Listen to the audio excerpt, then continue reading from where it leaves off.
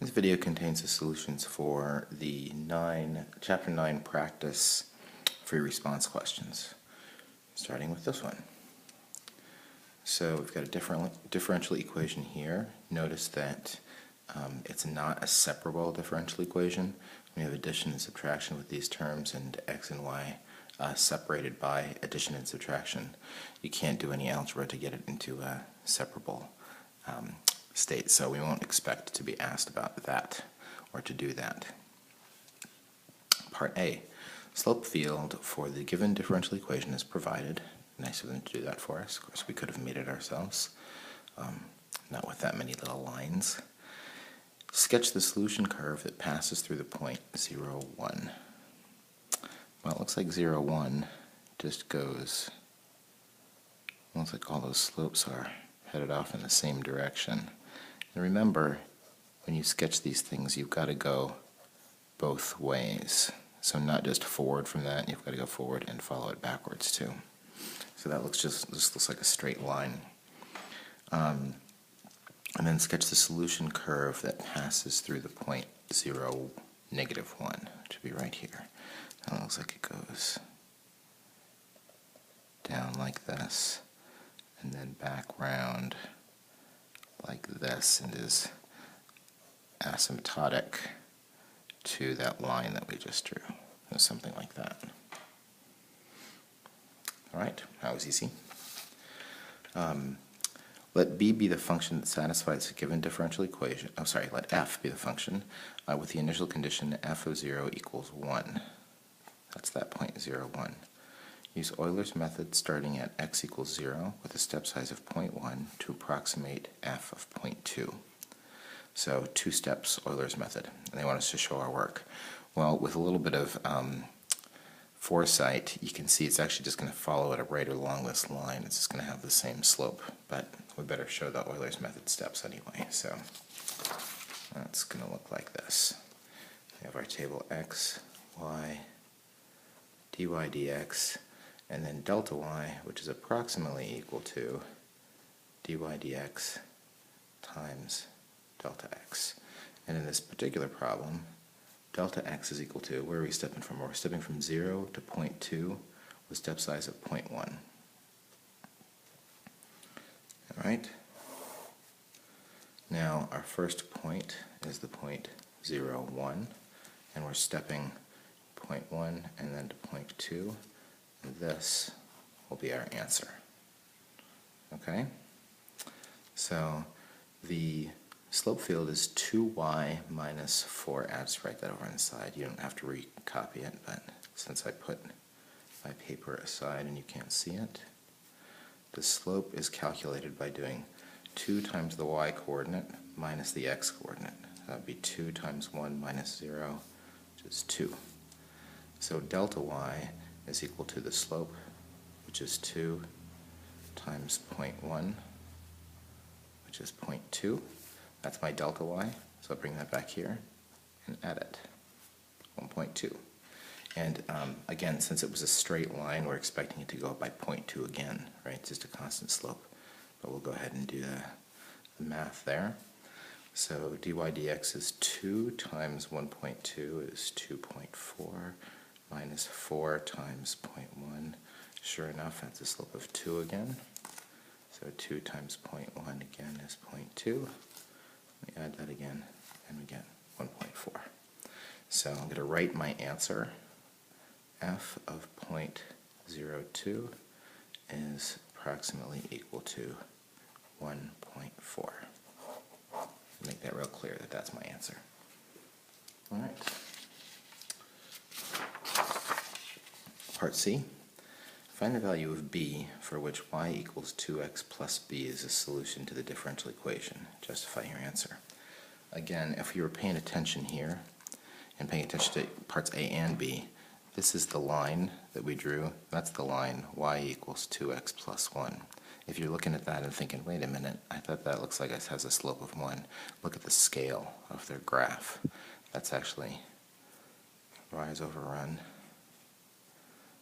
It's kind of hard to tell there, but it has a slope of 2, right? And we saw that here also, 2, 2. So it should be, b should be equal to 1. But let me show you what the work looks like to get there. Find the value of b for which y equals 2x plus b is a solution to the differential equation. So y equals 2x plus b as a solution to dy dx is equal to 2y minus 4x. Well, the slope of this, dy dx, would be equal to, the slope of this is just 2, right? So setting these two things equal to each other, you get 2 is equal to 2y minus 4x, right? So that means that y, well, I could divide through by 2, and 1 equals y minus 2x, so y is equal to 2x plus 1. Right? So b is equal to 1. That's actually the answer, right? So I just found, since the slope field, or a differential equation, is a derivative, I found the derivative of this and set them equal to each other. That's how you can actually show that. I think if you, I have to check the rubric, but I think if you just said that it was y equals 2x plus 1 from the picture, you probably get 1 out of a couple points for that. All right, let g be the function that satisfies the given differential equation with initial condition g of 0 equals 0. That would be going through that point right there.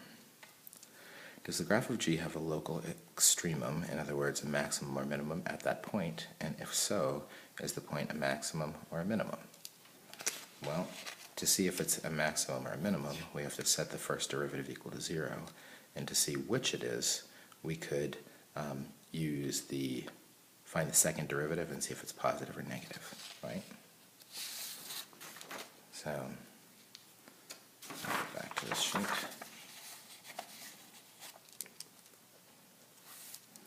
So, since my dy dx is equal to 2y minus 4x, then at 0, 0, dy dx is equal to 0. So 0, 0 is a critical point, right? That tells us that it's a critical point, but it doesn't tell us what kind of critical point it is. It certainly looks from the picture like it's going to be a maximum, right? If you look at the slope field. Now let's see if we can justify that. Second derivative would be equal to 2, and if you take the derivative of a y, you get a dy dx pops up there, minus 4, and nothing pops up there because that's an x.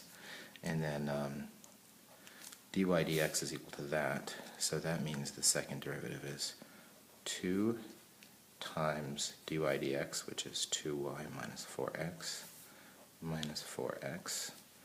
and that's equal to 4y minus 8x minus 4x.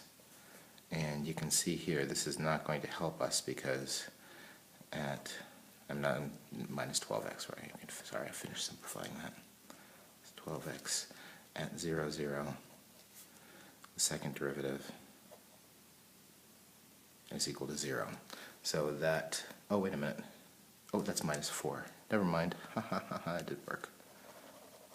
So that is simplified. I thought we were going to have to do it a different way, which I'll talk about in a second. That's equal to negative 4. That means it's concave down. So 0, 0 is maximum. Now, just in case it did come out to be 0, then what would we do? We'd have to check dy dx on either side, right? Like pick a point and say, well, the slope field looks like, that would be more complicated with a slope field because we don't know exactly what points it goes through. But we could set up a number line and try to determine that, yes, in fact, the slopes are, or maybe from looking at the slope field, saying like the slopes on this side are negative and the slopes on that side are positive. But the second derivative worked out for us just fine there. Alrighty.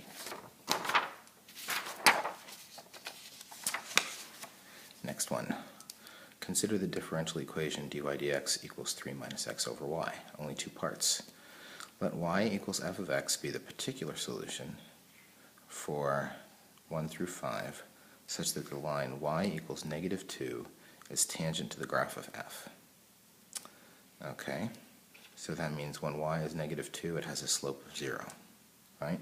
Again, let me say that again. It means when y is equal to negative 2, right, because it would actually have to have this y coordinate if it's tangent to that line. It's tangent, when it's tangent to that, and this is a horizontal line, right? So when y is equal to negative 2, the slope is 0. That's what this is telling us. Find the x-coordinate of the point of tangency and determine whether it has a local maximum, local minimum, or neither at that point. So that's actually pretty similar to what we just did. We've got dy dx is equal to, what is it, 3 minus x over y? 3 minus x over y. And we know that it's dy dx is 0 when y is equal to negative 2, right? It's tangent to a horizontal line there. Okay, so first thing, let's just plug this information in. Dy dx is 0 when y is negative 2. So solving that gives me, let's see, 3 minus x equals 0, right? Multiplying both sides by that, or saying top of the fraction has to be 0, so x equals 3. Okay. To figure out, we know that it's got a slope of 0, so we don't have to check that, right? We know that it's got a slope of 0.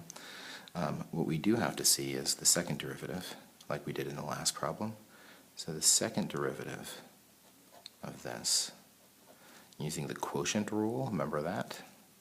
Low, d high, the derivative of this is negative 1, minus high, d low, over low, low. No dy dx down here because that's just the low squared. We're not doing any derivatives down there. And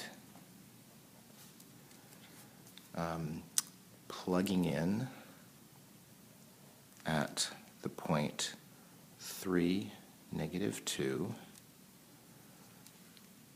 the second derivative would be, plugging this stuff in, I get the y coordinate,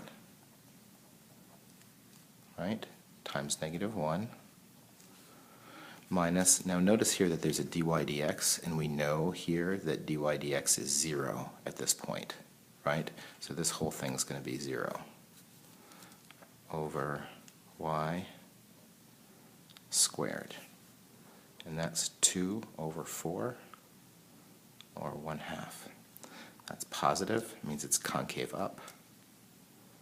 So we can say, since the second derivative is positive, point 3, negative 2, it's concave up, so that means it's a minimum.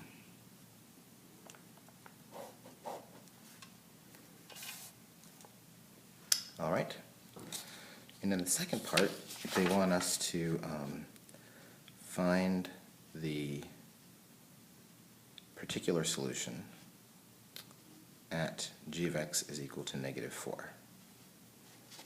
All right. So g of 6 equals negative 4.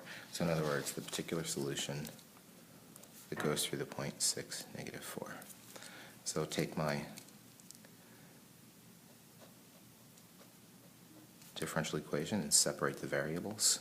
Oops, sorry. 3 minus x dx. Integrate both sides. Antiderivative of that is y squared over 2. Antiderivative of 3 is 3x. Antiderivative of x is x squared over 2. Don't forget that plus c. We've got our point here. We've got to solve for that now. I'm going to go ahead and multiply this equation by 2. That gives me y squared. You don't have to do this, but it just means there's no fractions. and 2 times the constant is just some constant, right? Okay, now I'm going to plug this point in. So I get negative 4 squared equals 6 times 6 minus 6 squared plus c. All right, it's plugging my x and y coordinate in here. So it looks like c is 16. So what's my solution? It's y squared equals 6x minus x squared plus 16. You can leave it like that. You could, I guess you could solve for y and have it in like a plus or minus under there. That's kind of clunky. I think it's better to leave it like this, in my opinion. I don't know what it looks like in their rubric. Or you could recognize here that this is some kind of conic section with an x squared and a y squared in it and try to get it into some kind of standard form. If you move that over to here, you get x squared minus 6x plus y squared equals 16. This is fine for an answer. I'm just showing you here, reminding you of some Algebra 2 stuff. And then if you wanted to complete the square, this would complete with a plus 9 over here. And on both sides, that would give me x minus 3 squared plus y squared is equal to 25. And that's a circle, right? It's a circle with a center at 3, 0 and a radius of 5. All right.